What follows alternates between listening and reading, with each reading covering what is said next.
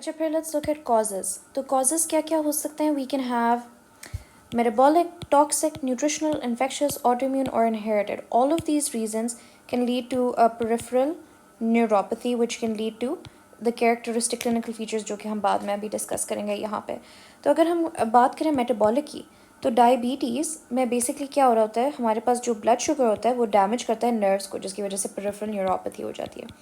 ठीक है। फिर उसके बाद टॉक्सिक की अगर हम बात करें कि उसमें टॉक्सिक क्या चीज़ें हैं, तो मैंने कहा था कि अल्कोहल में डायरेक्ट टॉक्सिन्स होते हैं और उन डायरेक्ट टॉक्सिन्स की वजह से जो है एक्सोनल डीजेनरेशन हो जाती है, हमने ऊपर पढ़ा था ना।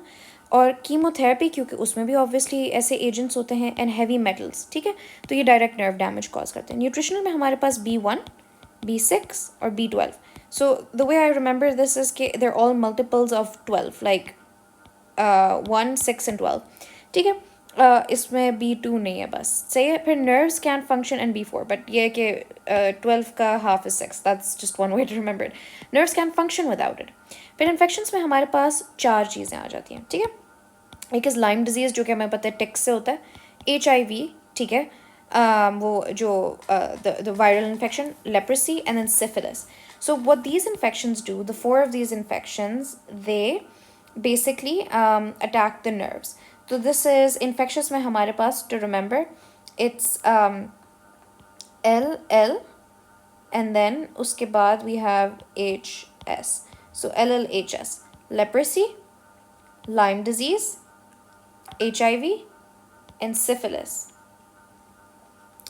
फिर autoimmune है, वो हमारे पास GBS है, lupus है, vasculitis है, and then chronic inflammatory polyneuropathy disease, because the immune system attacks the nerves, ठीक है। फिर उसके बाद इनहेरिटेड हो सकते हैं, जिसमें हमारे पास शार्कोट मैरी टूथ सिंड्रोम है, जो कि एक इनहेरिटेड न्यूरोलॉजिकल डिसऑर्डर है, जो कि डैमेज करता है पेरिफेरल नर्व्स को। और फिर एक और जो हमारे पास कैटेगरी है, दैट इज पैरानियोप्लास्टिक, जिसमें लिम्फोमा हो सकता है, स्मॉल सेल लंग कार्सिनोमा हो सकता है, ठीक है। ये दोनों क्या करते हैं, these tumours they produce antibody proteins that damage the peripheral nerves, ठीक है।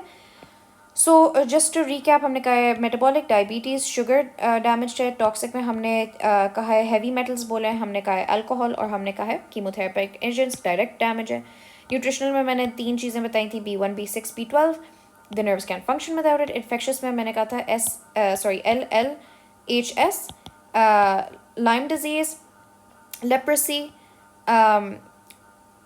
HIV, and then syphilis, infection attacks the nerves. Autoimmune में हमें पता है GBS है, SLE है, जो कि लूपस है, SLE है, CIPD है, एंड वास्कुलाइटिस है, एंड देन इनहेरिटेड में CMT। और अपैरानियोप्लास्टिक में हमें पता है लिम्फोमा, स्मॉल सेल कार्सिनोमा, जो कि एंटीबॉडीज प्रोड्यूस करता है। पर क्लिनिकल फीचर्स की अगर हम बात करें, तो हमारे पास 3 कैटेगरीज हैं। फर्स्ट ऑफ ऑल सेंसरी देख लेते हैं। ग्लव एंड स्टॉकिंग नमनेस का मतलब है कि अगर ये बंदा है, तो ग्लव में जो ये पोजीशन है ना ग्लव की, जहाँ पे होती है, वहीं पे जो है कि न्यूरोपैथी डेवलप होती है। पैरेस्थीसिस हो सकता है, pins and needle sensation, and proprioception and vibratory sense भी इम्पेयर्ड हो सकता है। And risk of trauma as in burn, as in कि वो उसको फील होना ही नहीं हो रहा होता। सो अगर उसको फॉर एग्जांपल चोट भी लगी है, बर्न भी हुआ है, प्रिक भी हुआ है, तो उसको फील ही नहीं होगा। सो ग्लव एंड स्टॉकिंग, जो pins and needle sensation, paresthesia, proprioception and vibratory senses damaged है, एंड देन उसके बाद ट्रॉमा की चांस होता है। अब मोटर में देख लेते हैं। डिस्टल मसल वीकनेस है, फॉर एग्जांपल फुट ड्रॉप है या रिस्ट ड्रॉप है। तो muscle weakness is like foot drop, wrist drop, ठीक है। और हमने क्या पढ़ा था, जब उल्टी होती है तो दैट इज मोनोन्यूराइटिस मल्टीप्लेक्स, ठीक है, जो मैंने बताया था ऑपोजिट डायरेक्शंस में होता है। सॉरी, स्क्रॉल टू फार। अच्छा, फिर उसके बाद हमारे पास वेस्टिंग है, मसल वेस्टिंग हो सकती है, एंड रिड्यूस्ड और एब्सेंट रिफ्लेक्सेस हो सकते हैं, जैसे कि हमारे पास GBS में होता है। तो we can have either weak, it could just be weakness, लेकिन वीकनेस के बाद it could progress to wasting, ठीक है, वेस्टिंग भी हो सकता है। और जब वीकनेस होगी तो एब्सेंट रिफ्लेक्सेस भी हो सकते हैं। फिर ऑटोनिक न्यूरोपैथी, अच्छा इसमें क्या है, ऑर्थोस्टैटिक हाइपोटेंशन हो सकती है। क्यों? क्योंकि मैंने कहा था BP अफेक्टेड है, हार्ट रेट अफेक्टेड है, डाइजेशन अफेक्टेड है, ठीक है। तो लॉस ऑफ स्वेटिंग हो सकता है, ऑर्थोस्टैटिक हाइपोटेंशन क्योंकि BP अफेक्टेड है। इम्पोटेंस और यूरिनरी रिटेंशन हो सकती है, तो इम्पोटेंस इज इरेक्टाइल डिसफंक्शन, ठीक है। क्योंकि वो भी ऑटोनॉमिक फंक्शन से रेगुलेट हो रहा था। यूरिनरी रिटेंशन के unable to use the restroom, gastroparesis, constipation और डायरिया क्योंकि जीआईटी की इन्वॉल्वमेंट है।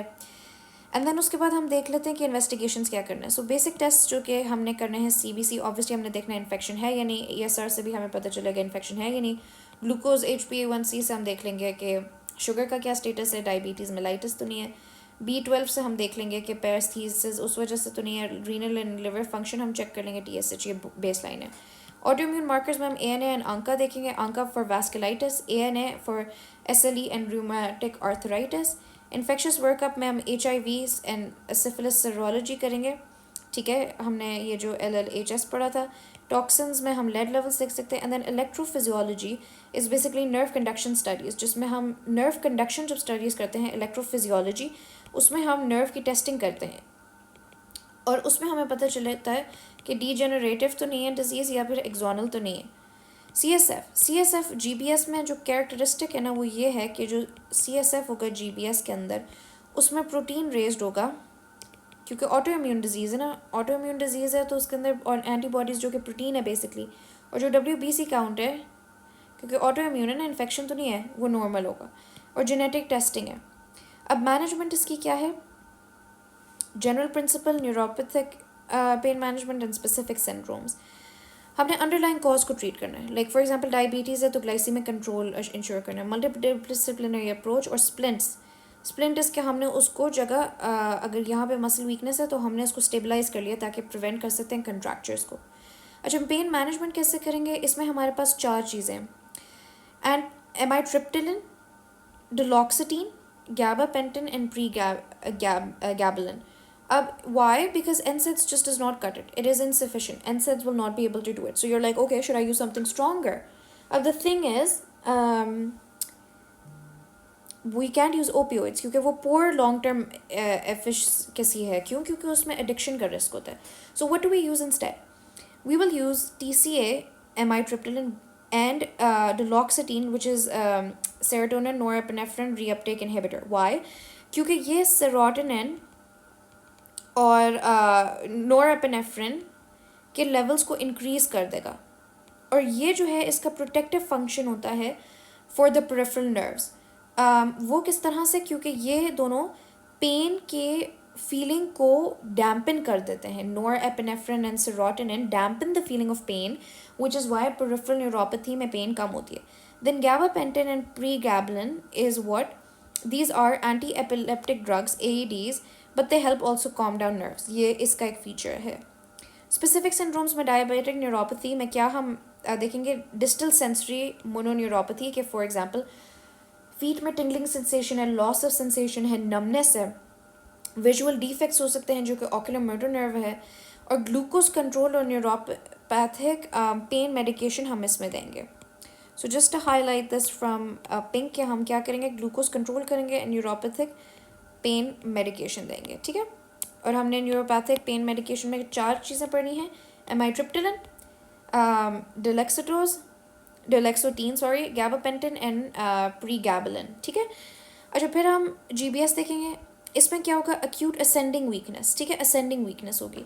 इससे क्या मतलब मुराद है कि पेशेंट कहेगा पहले टांगों में वीकनेस फील हुई थी, पाँव में हुई थी, फिर टांगों में हुई थी, फिर इट मूव्ड अप, फिर आर्म्स में, लिम्स में, ठीक है। And this happens post infection. ये रिफ्लेक्सिया हो जाएगा, ऑटोनॉमिक इंस्टेबिलिटी हो जाएगी, और इसमें हम IVIG एंटीबॉडीज़ देंगे, एंड देन प्लाज्मा एक्सचेंज, ठीक है। तो this is because of the auto immune disease. फिर B12 डिफिशेंसी है, ठीक है। B12 डिफिशेंसी कौन सी जगह को इफेक्ट करता है, पोस्टीरियर कॉलम लॉस, ठीक है। वो इसको इफेक्ट करता है। पोस्टीरियर कॉलम में हमें पता है वाइब्रेशन और प्रोप्रियोसेप्शन होती है, तो ये इफेक्ट हो जाएगा। एटैक्सी होगा यानी बैलेंस नहीं होगा, स्पेसिसिटी होगी, और B12 इंजेक्शन देंगे। जो कॉम्प्लिकेशंस हैं वो ये डायबिटिक फुट हो सकता है, शार्को जॉइंट्स हो सकते हैं जिसमें जॉइंट डिस्ट्रक्शन होती है जिसकी वजह से माइक्रो ट्रॉमा की वजह से, और इसमें फ्रेगमेंटेड बोन पीसेस होते हैं। एंड इन्फेक्शंस हैं जो कि osteomyelitis, ulcers can turn into osteomyelitis.